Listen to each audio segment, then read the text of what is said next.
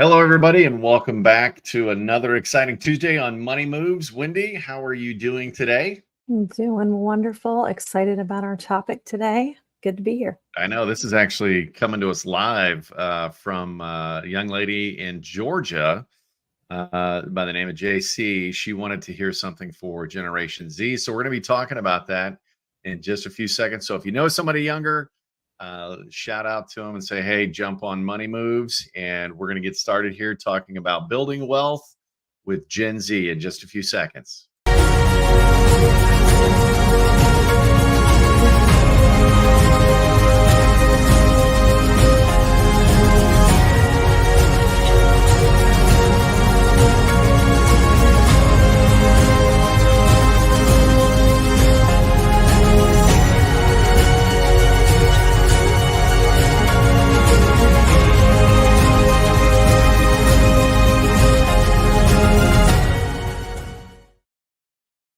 So we're back. So welcome, Wendy. I hope you had a fantastic week. Good weekend. I'm excited about this topic. I got to see one of my Generation Z sons play some football this weekend, so that was fun. Nice. That's right. He's playing college football in Tennessee, so that's good stuff.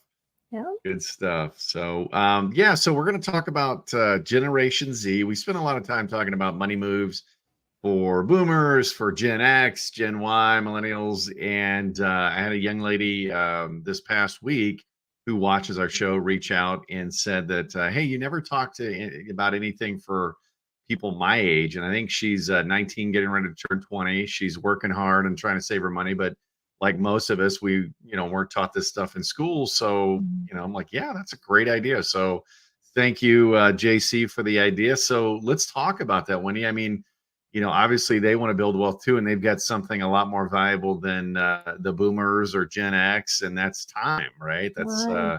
They've got the time on their side. And I know if I could go back to my 19-year-old self and talk about saving money, I'd say save more. So Exactly. the question is, what do I do? How much do I do? And all that stuff. So why don't you kick us off on some stuff? I know you've got several Gen Z kids. So what are they talking about? What are their big concerns? Yeah. I've got 3 kids that are Gen Z that are officially adults on their own. And they want to know things like, where to put their money if they do save it, where to put it. That's my son Matthew. That's his main concern, is how do I grow my money?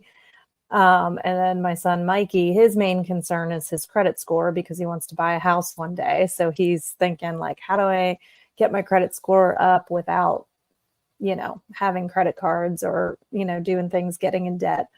Malachi, I don't think, is thinking about any of it except he's really about how to budget, because he tells me, Mom, you keep my money and don't give it to me until I need it, and you approve what I get, because he's a spender and he knows that.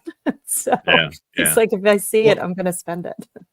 Yeah. So let's kind of break that down a little bit. So let's start off with that first step. And this is, I think, cornerstone for everybody. And we're not taught this in school.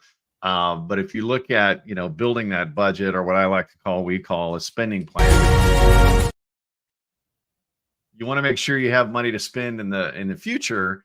But you also want to make sure you're having fun now and be, able to spend some time, and money with your friends or doing things you like. So the key is to find that happy balance. So, building on a spending plan, we mentioned moneypatrol.com. I love that website. They've got a great tool, and it does a lot.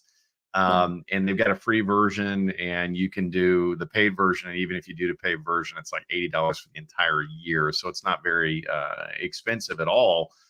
The key is, how do you actually build a spending plan, right? Mm-hmm. Most of us think it's, looking at how much did I spend this past month? I keep track of my credit cards and stuff, and that's not it at all.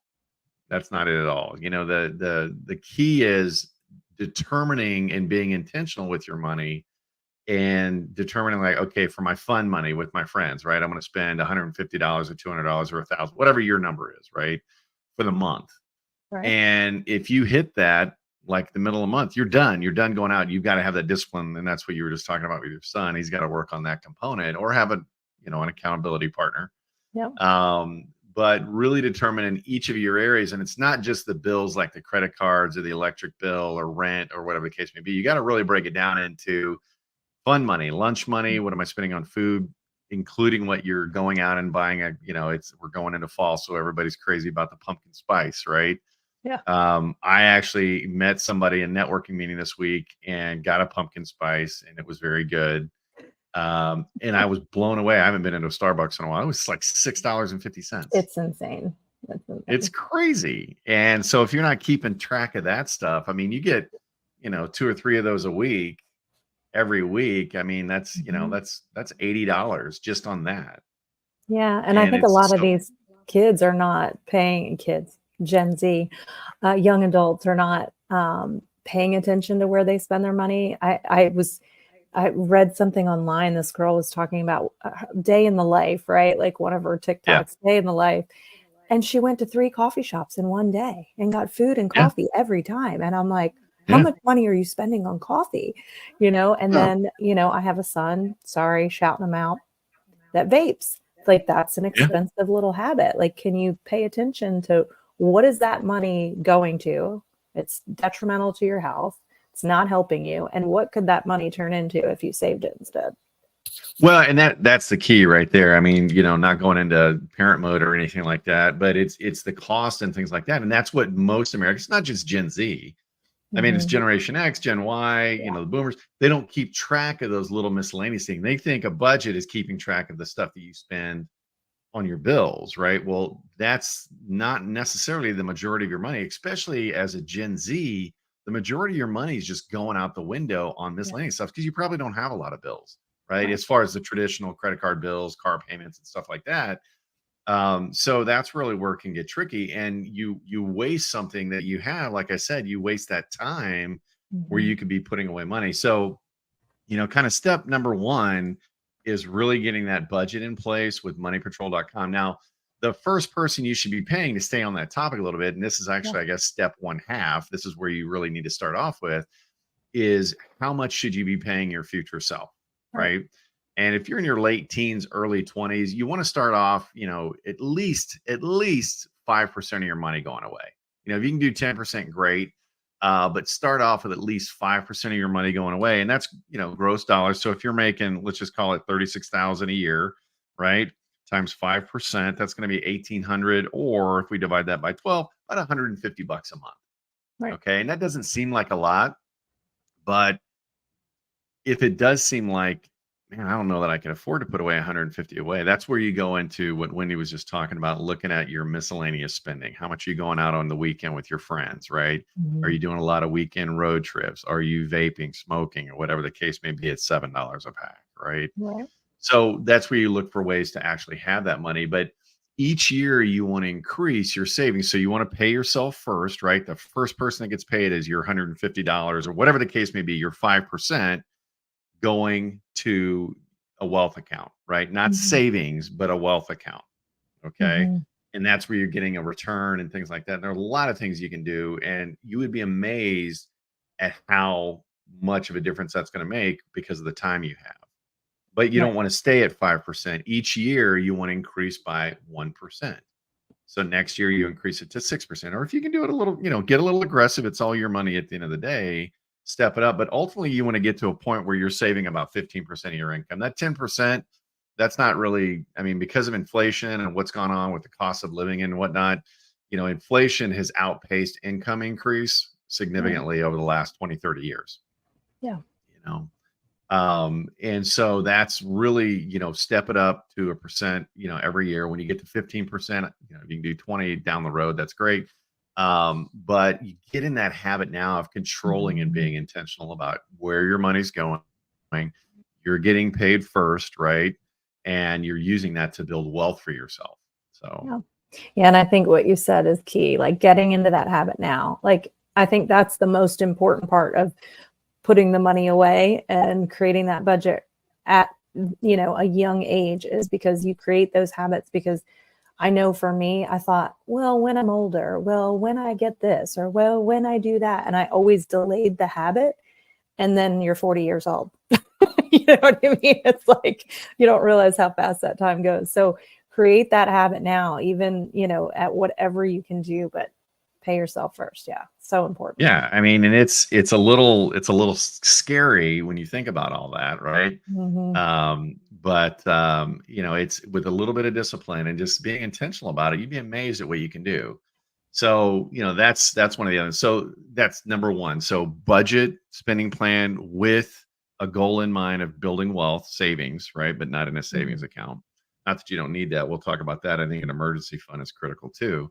But the next big ticket item on building wealth and what middle class, or not middle class, excuse me, Gen Z is focused on is, eventually they want to buy a car, they want to buy a house and things like that. So Yeah. before that happens, it's like, okay, how do I get my credit going?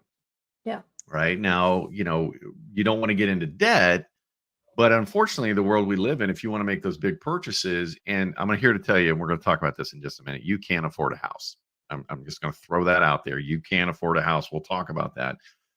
But looking at, okay, I want to get my credit score established because eventually, mid 20s, late 20s, you want to buy a house. I think I bought my first house when I was 26, 27, somewhere in there.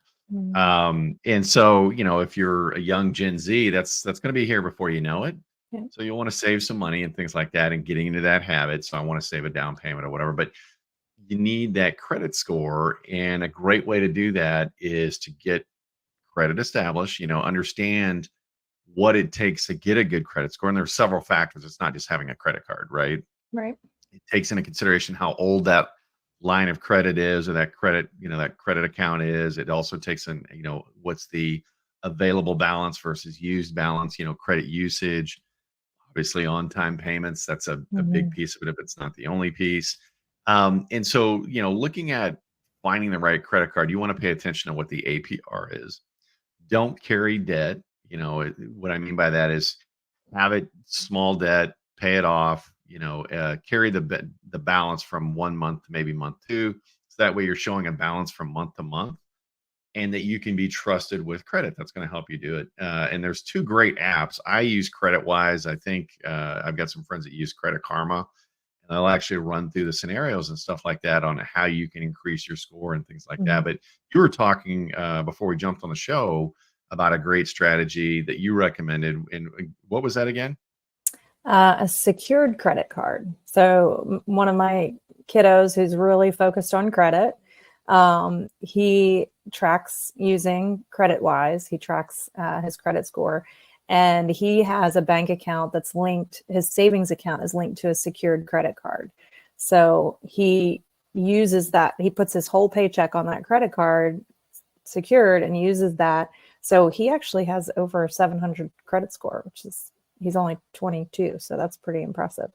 Um, No, that's awesome. That's mhm. awesome. So yeah, I think So, that's a great way uh, to go. yeah, those secured credit cards. And for those of you that aren't sure what that is, a lot of credit card companies, depending on, if you're in school or whatever, they'll send you, and maybe you've gotten pre-approved, check, read the fine print. What's the APR? Discover Card, Capital One's got some great cards for newly established, trying to establish credit. But there is the secured card option. And what that is basically they use a bank account that you put money in as collateral for your credit card. I know my oldest, when he first got, going as well, I told him, said, hey, you need to establish credit. Not that you want to carry a bunch of credit debt, but you need to establish that credit score because we live in a credit score driven society.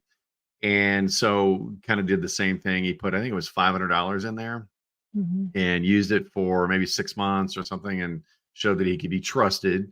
And they ended up saying, okay, now it's just a regular credit card, but that helped him get that credit card established. And that's key because eventually you are going to want to buy a car. Right. You are going to want to buy, and never buy a new car, folks. If you're a Gen Z listening, buy one that's a year or two old. Let somebody else take the hit on the value. But looking at, buying that house and, oh, I can't afford a house. I can't afford a house. Well, a couple of things on that. Yes, you can afford a house. It's number one, don't expect your first house to be like the one you grew up in with Yeah. mom and dad, right? Yeah. It's going to be a starter home. There's a reason they're called starter homes. They're usually smaller, need a little love, and need some work and stuff like that. But you know, a lot of younger people think that they need a big down payment for a house, and that's not the case. I mean, FHA and the United States government's done a great job. My first house was an FHA loan, and you need 3% down, Mhm. 3%. And you look at that. So, let's say you're going to buy a house, it's $350,000, and that's a very expensive home for a first house, It right? is. There's a lot of houses across the country, especially if you're telecommuting, that you can buy for 150, 180. But $350,000 house. Well, 3% of that, just do some quick math here, times 3%, you're looking at 10,500. Mhm. $10,500. Yeah, and I know some of people, oh my gosh, that's a lot of money. I'm going to tell you right now, if you're learning about money and you're driven, and want to 10,000 is not a lot of money. Now Mm-mm. you'll need some extra funds in there for, to show reserves, and there's going to be some other costs and stuff like that. But your down payment's the biggest portion of that, 10,500. So that should excite you, Yeah. because buying a house, that's usually the biggest asset in most people's portfolio, if you will. It's the biggest asset they'll invest in because it's great. Now the nice thing is, hey, well, it's just me. Why do I want to buy a house so young? Well, get some roommates and rent out the rooms and have Yeah. them pay your mortgage for you. Exactly. So get a little creative for that. Not to mention the tax deduction, so you get to keep more of your stuff. So that's the other thing too, is you can afford a house, but you want to get that credit score established, right? And then you want to be able to have that budget in place. But there's a lot of creative stuff that you can do as far as building wealth and things like that. So did you have another one, Wendy? Or I had one more that I wanted to talk about Nope. too. It's all you. Okay. So the question then becomes, okay, where do I put my money in? Yeah. Well, you want to have at least, $1,000 sitting in a savings account, right? Why? That's going to cover 50, 60% of the emergencies that come up. It won't cover a job layoff, but it's going to cover some big unexpected expenses. That's why you don't have to run to that credit card and run up that debt, because that's typically what happens, right? Yeah. So establish an emergency fund. The last thing is really looking at, okay, where do I put my money? Okay, and Mhm. there's a lot of different things you can do. You can put your money in the stock market. Obviously, you're going to get the ups and downs of that. You can Mhm. put your money in protected asset classes. We do a lot of that with our clients. And that's where you get market driven gains, but you don't worry about the loss. So when the market goes down, you don't gain that year, but you don't lose any of your money, which a lot of people like. It's kind of Warren Buffett's rule number one, right? Don't Mhm. lose money. His second rule of money is see rule number one. But what happens is, by the ability to gain in a market and market driven returns and things like that, with the time that you have, you're able to put away a little bit of money. Now, granted, you're going to step it up over time. Like, if you start off with that 150 we talked about, for example, that's great when you're in your late teens, early 20s. But when you're 30, you probably want to be putting away more than $150. So you step Right. it up, and eventually you get up to where you're saving, oh my gosh, I'm saving 300 a month. And then when you're in your, late 30s, maybe you step that up to 500 a month, right? And you look at that and it's like, okay, well, that's great. And I know some boomers on here going, man, 500 a month, that's not going to get you anything. It will if you started when you Yeah. were 19, 20 years old. I mean, it's Yeah. amazing what compounding time can do for you. It's amazing. I mean, Yeah. between time and money, time is so much more valuable than money. But Yep. unfortunately, you can't add more time to it. That's why it's so critical for Gen Z to get some kind of plan in place. If you need help with that, reach out, johncleaver.com. You see it on, if you're watching our videos, or wendyleeonline.com. And we'll set up a free time. You can get together. We'll do a free financial plan for you, even at 19, 20, 21 years Yeah. old, Yeah. because it's critical you have that roadmap to get from point A to point B from building wealth. Go ahead, Wendy. Those are my favorite plans to do when we have 20-something-year-olds coming in and getting it right and putting away $200, $300, $400. We have, I think I have one client that age putting away a few hundred. And I think it's awesome because it's like, oh, I wish I did that.